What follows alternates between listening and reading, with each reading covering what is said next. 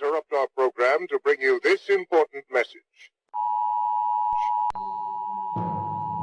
Yo, it's Remember the Show. Slick with the flows, where the sparring can go. Who's gonna be on, man, you never will know. Guess you better tune in, cause we live from Chicago. Belal Muhammad, that's the king of the tweets. Jason Anik looks like John, step his hands to his feet. Every Thursday, we gon' give you a treat. It's Remember the Show, hit play and repeat. And retweet, and retweet, and retweet. And retweet, it's Remember the Show, hit play and repeat.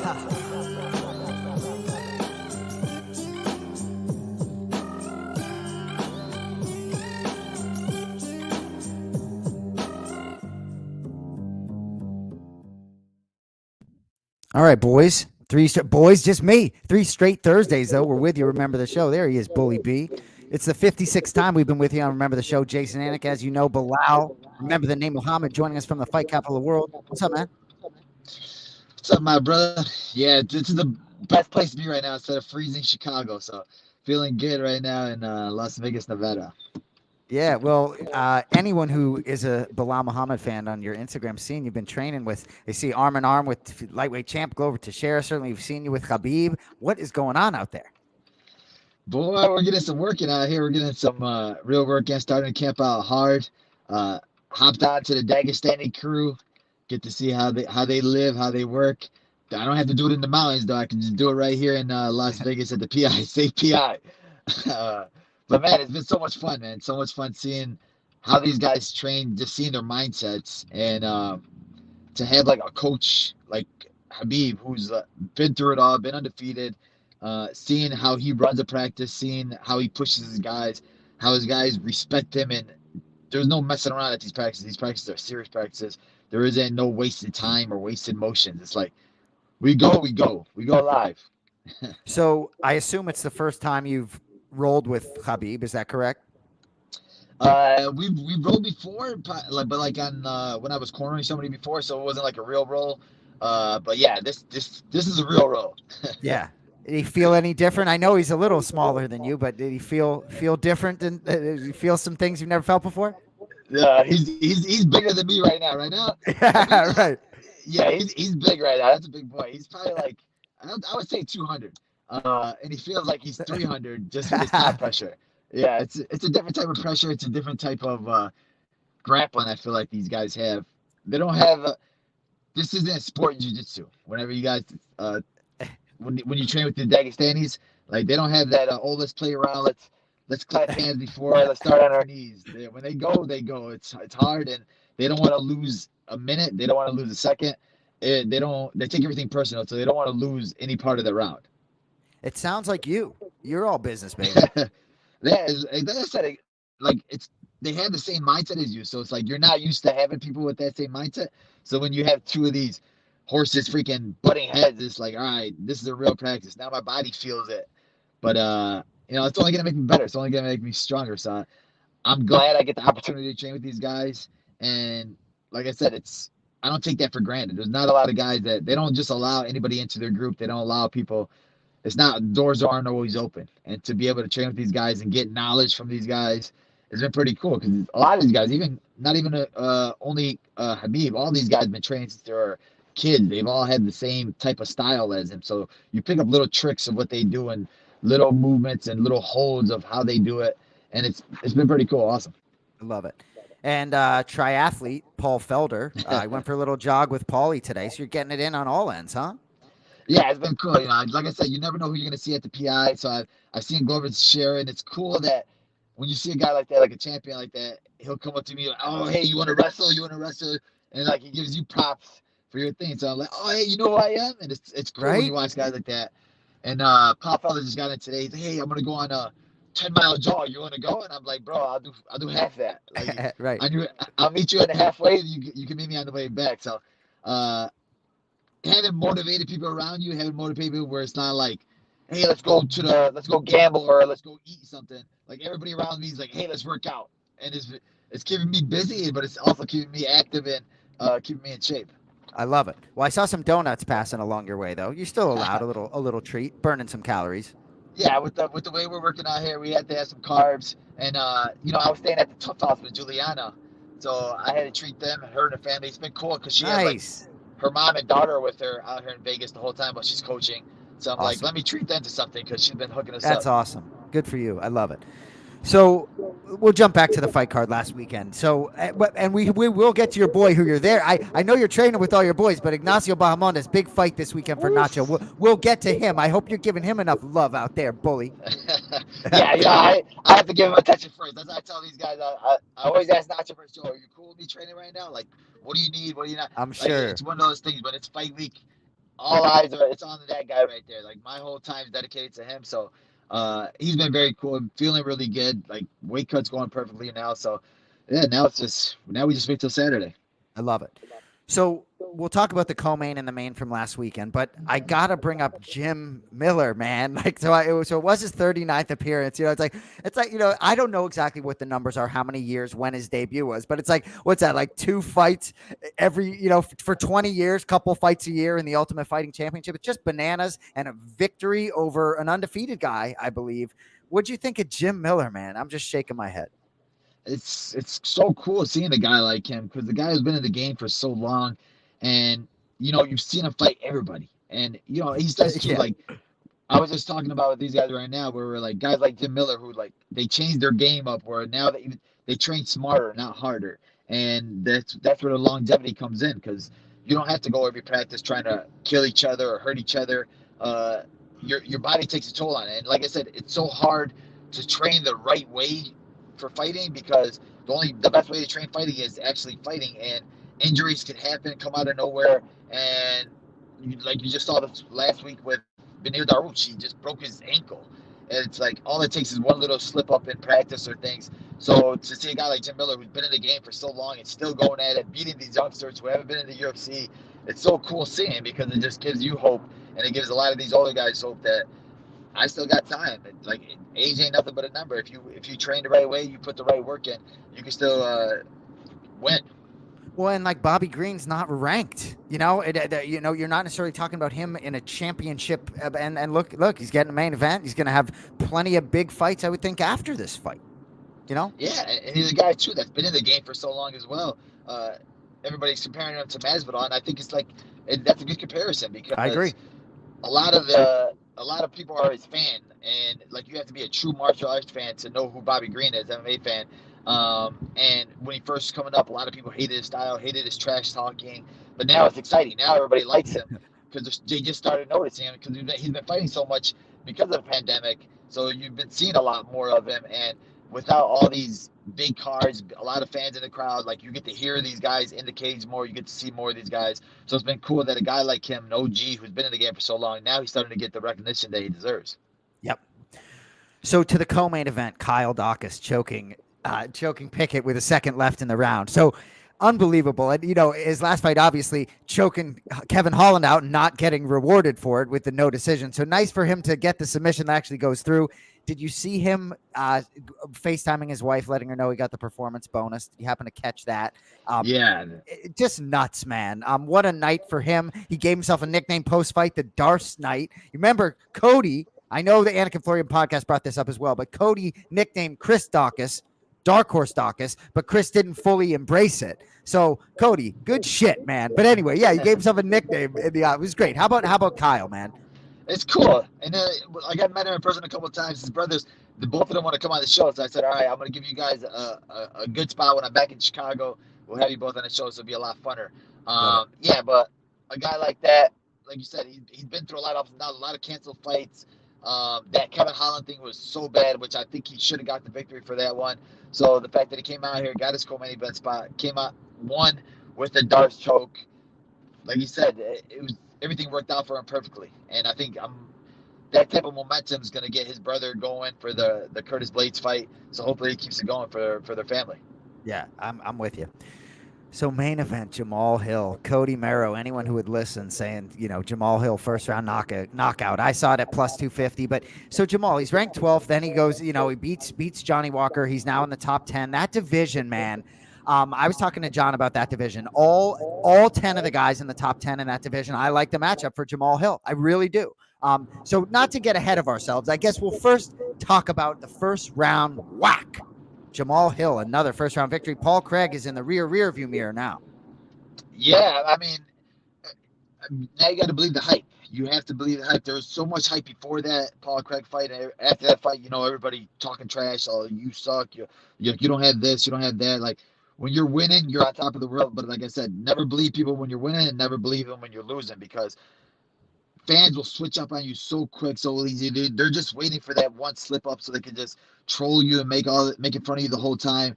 But Jamal Hill is for real. His hands are fast. He got just that power. When you have that ungodly power where it doesn't look like he's the biggest muscular guy in the UFC. If you're looking at them two, you're thinking that Johnny Walker is a specimen. He looks like he's carved out of stone, and you're thinking that he should be way more powerful than Jamal Hill. But Jamal Hill hits hard. Once he lands, it hurts, and he'll put anybody to sleep, especially in that division. And he's athletic. He's very strong, and I don't even think his grappling is that bad. Where Paul Craig's just one of those guys where people underestimate him a lot. So he catches a lot of these guys in weird submissions, and he takes advantage of openings that guys give him. So I don't really count that as man. Jamal Hill really needs to work on his grappling. I think we really didn't get a good look at his grappling in that fight.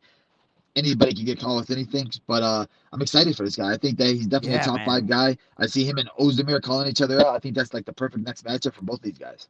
I love it. And, Jamal admittedly underestimated Craig. And I love seeing guys grow after losses. One of my favorite things to see. And I think I'm excited to see where he goes, man. That's a fascinating matchup. So anyway, dude, well, I know you're in a vehicle right now. So let's jump right to this weekend's card. Let's get to Bully's Picks.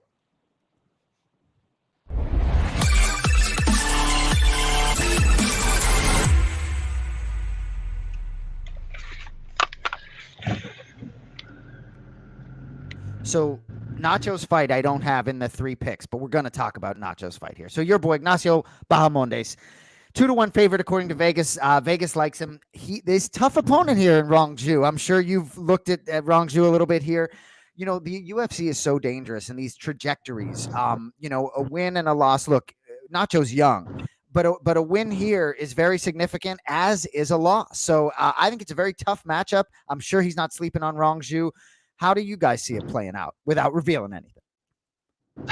Yeah, it's a very tough fight. I think for both these guys, they both had a lot of hype coming into the UFC.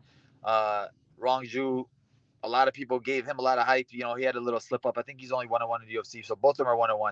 Nacho, his first fight in the UFC, they gave him McDessie, who's a veteran, who's been in the game for so long, and he's a striker as well. And he stayed in toe-to-toe with him. I think that this comes down to trying to get in Nacho's head, after that big spectacular knockout, his last one, spinning heel kick knockout, put a guy to sleep, that, every fight doesn't have to be that type of knockout. You don't have to go out there and show out. You showed out that last one. You showed what you're capable of doing. Now let's get a good run of things going. Let's get a good momentum going with these wins. Build off this guy. This guy has, he's a prodigy too. He trains at the PI down there in Singapore. So I think beating a guy like this will really show where Nacho is and show that, he's young, he's a contender, and he's going to be here for the future. And I think that we're going to walk through this guy. Well, I can't wait to see Belal Muhammad in the corner. That's exciting for me always, just to try and catch you on the television set. Anyway, I get more nervous cornering my fighters than I do fighting. I'm sure. It's so crazy because you're like, you sit there and tell yourself, man, I can't jump in. I have brothers, I have friends that when one of them is fighting you, like, you want to jump in, you want to help them out. So it's gonna be pretty nerve-wracking being in Nacho's corner. I'm sure, but it is interesting though, thinking about him even now versus 2 fights ago. He's just so much more grown, I would think, mature mentally, I would think, and just really probably just more ready for each opportunity that comes his way. Yeah, and especially with the momentum from the gym as well. With me, Juliana, the high tides raise all ships. So like we're on a good streak right now. We also have Carlos Hernandez on this card, the opener for the card too. So. I think that you're going to see a lot of Valley Flow striking in the coming years from our gym. A lot of these guys are coming up. A lot of these guys are young. We got a lot of hot up-and-comers coming up that are going to make a statement. I love it. All right, dude. Well, so we're going to start in the lightweight division, Mr. Merrow, with Terrence McKinney. Faraz, how do you pronounce the guys? I mean, Faraz Ziam, is that right? Forgive me. How do you pronounce his name, Cody? Cody, you do. Farazayam. I mean, John will come with Cody. You do the pronunciation of the week on the Anik and Florian podcast. What's that? I don't know. I'll go Farasiam. Okay. Well, either way, these guys, I think we're supposed to fight back in November. It shall be done Saturday night. McKinney is kind of one to watch. Won 4 straight. Seems like a good kid. Zayam, forgive me if it's wrong, hasn't been that active. Won his last 2 in the octagon. Great lightweight matchup here. Close fight. Belal Muhammad. Who's the pick? Yeah, this is one of those fights where, Terrence came in, got a quick knockout. I think he has probably 6 or 7 first round finishes. The kid hits hard. He starts out fast. But Faraz is a great striker as well. He had a lot of hype coming to the UFC as being a great striker. I think he had a slip up with the guys that just kept taking him down, wrestling him. But he's very long, very big for the weight class. Terrence is fast. I think he's going to have the speed advantage. But I think Faraz, with his kicks, training at Henry Hoofs, he's, they're going to have a good game plan set up for Terrence. This is a tough one right here, but I think I'm going to go with Terrence just because he starts out so fast, and a lot of people really can't catch up to a guy with that type of speed and that type of power. And I think that Faraz is one of those guys. He gets woken up a little bit in the later rounds, but if you don't get out of the first round, you can't wake up later rounds. So he's going with McKinney there. I like it, to win 5 straight. Moving on, co-main event. Another close fight here. Misha Serkinov, Wellington Turman. Real close. Misha, slight favorite here. So Serkinov has lost 3 or 4. A lot of ups and downs in the big show. He's been around for a while. Last fight, his middleweight debut, split decision loss to Krzysztof Jotko. Wellington Turman, this Brazilian kid's still 25, which surprised me when I found out. So he knocked out smiling Sam Alvey last time out, August of last year. Close one here, boy. Who do you got in the co-main? Yeah, I remember when Misha was one of those guys where he's going to give John Jones a run for his money. He had a lot of hype coming to it. He was undefeated. But I don't know. I just don't think that he caught his footing in the UFC. Some guys, when you get so much hype right away and then they give you the big name fights and then you start losing, then you start realizing that you don't really belong with these guys. And then he changed his weight class. He didn't look that bad going down to 85. He still looked pretty big. But I think Thurman's still young. He's tough. He has power. He trains with Glover, Teixeira, so you're training with the champion. I just think that he's going to be a little bit too much for Mishka. I think that Mishka just hasn't looked good as of late. And, I just don't think that I don't see anything really changing for him. I hear you. All right, so moving on to the main event. Beneil Dariush will not be there. This was to be the title eliminator. Islam Makhachev. Beneil Dariush is not going to be. Ali says, and it's hard to disagree, it's still a title eliminator for Makhachev. If he wins, he's still getting the shot. And I'm sure you agree with that. So I guess before you can address that, I'm sure you agree with that. But so Bobby Green, I've heard some rumblings that, this might be one of those sort of matchup for Makhachev. It might be a little tough. Bobby, might be the guy that might be able to have that moment, but I haven't heard anyone pick him. So who are you picking? Break it down.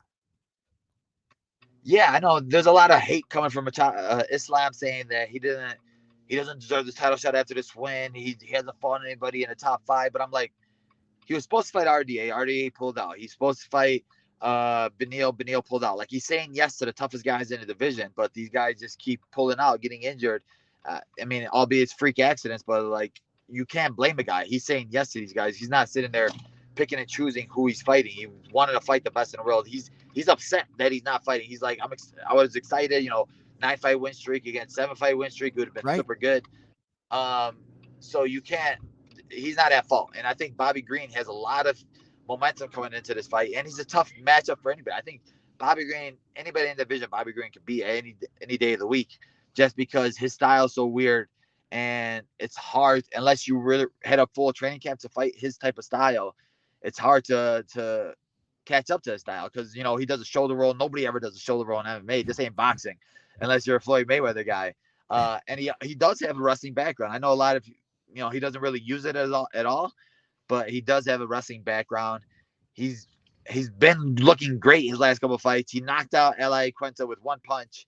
But you're going against Islam, who's, everybody thinks he's going to be the next champion. Khabib was waiting to retire when Islam got close enough to get to the title.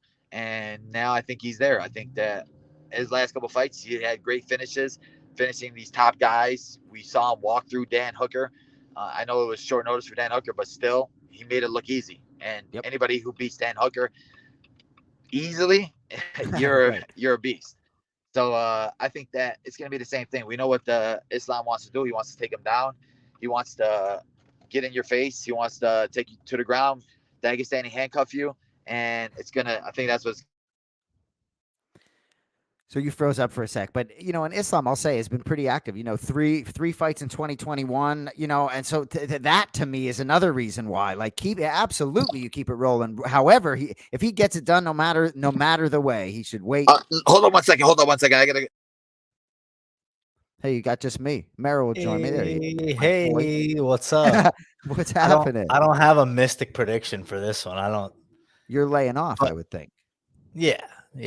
I'll get a parlay. I'll get an RTS parlay going though for the betting folks out there, entertainment only. Okay. If you parlay Ignacio Bahamondes, Ramiz Brahimai, who have both been on the show, and Islam, you get a nice plus return. At least you could have one. I texted you guys about it. So I like it. Well, how do you see this fight, Jay? Like, put your analyst cap on. Well, I've heard rumblings, I like when people are giving credit to Makhachev for taking the fight, because Bobby Green, I'm so glad he's taking the fight, and all, like, wow. And for Bobby Green, like, what, main event? I mean, against Makhachev, I mean, come on. But for Makhachev, it's like Bully B would take this fight if he was in Makhachev's shoes. But there are some guys in Makhachev's shoes who wouldn't take this fight. And I'm glad he took it. I'd be shocked to see Bobby do something. But I also, Bobby Green, man, he scares me a little bit if I'm the Makhachev camp. He does. Yeah, I mean, he would scare anybody, especially because you have everything to lose. Like, he could have sat out, waited, got another big fight, and it would have been something you trained for. Bobby Green's the guy that I think you need to have a camp for because he's so dangerous. And you're putting it all on the line. Bobby Green's not ranked. Bobby Green's you're supposed to be next in line for the title. They're waiting for you to fight Charles Oliveira or Gaethje, and they've all been talking about it. So, but you're going to put it all on the line against Bobby Green, who looks good, who has one punch knockout power, and can hurt anybody with one punch. He's fast, he's awkward, and you're taking that fight on weak notice. You have it all to lose. So the people that aren't respecting Islam, they're just haters and they're just trying to troll. But what you said, awkward, to me is a great word for it, because any random awkward strike in the fight game and that's it. You know what I mean? And then it's like, and then we're not really talking about the title shot, at least not immediately, but either way, I don't see it happening. I can't see Makhachev letting this one get by him. I just can't, Yeah. I mean, like I said, when you're with these guys, I've been in the room with them. I'm seeing how they train. Like, for them, it doesn't matter who's in front of you. We know what we're going to do. We know what the game plan is going to be. And like I said, they're all so religious. So that also makes it seem like, there's God's plan for everything. So this was supposed to happen for a reason, whether they don't really care about results. Like, if I go out there and I lose, it was meant to be. So they don't have that stress of, oh, man, I really can't. I don't want to disappoint everybody. I don't want to lose. Obviously, some people have that, but like for them, they truly don't believe in that stress, because they like, well, whatever God has in store for me, that's what's going to happen. I think that mindset makes them all that much better than everybody else, because they don't have to put that extra pressure on themselves. It's fascinating. I love it. So, dude, what's your night? Where are you headed? What's Nacho cutting weight? What's going on? Yeah. We're going to start our weight cut probably in about 45 minutes. We're going to probably hit up the sauna and at the PI, hit the jacuzzi. He doesn't have much left to go, so it should be a lot smoother. Like I said, nowadays, cutting weight's down to a science. So it's about getting the water in at the right times, getting the water out, the salt, the fluids, everything's going to come out at the right time. Should be a smooth time. I love it. Well, have a good night, man. Enjoy yourself in Vegas. We'll be pulling for Nacho. We'll be rooting hard for Nacho, because this is a big one for him. I think his next fight's going to be pretty big if he gets this done, especially in devastating fashion, which we know he's capable of. So. Yeah, exactly. Everybody that's watching right now, you want to tune into that fight, main event of the prelims. You know how Nacho fights, most exciting style in the division. He's going to be a name to remember. He's going to be a guy that's going to be at the top of the division, I think, within the next 4 to 5 years. I love it. A name to remember, like Belal. Remember the name Muhammad. All right, boys. Well, we'll see you next Thursday night, maybe with the Dacus brothers. You'll be back in Chicago, I assume, right? Yeah. We'll be back in Chicago, back to regular programming. I also talked to Glover Teixeira about it, so we're all going to get there. I like it. Dude, everyone, look at Belal's beard. Look at the lean face. Looking great, Belal. Well, enjoy yourself in Vegas. For Belal Muhammad and Cody Merrow, I'm Jason Anik. We'll see you next Thursday night, 8:30 Eastern. We appreciate you all. Later. My brother. Peace.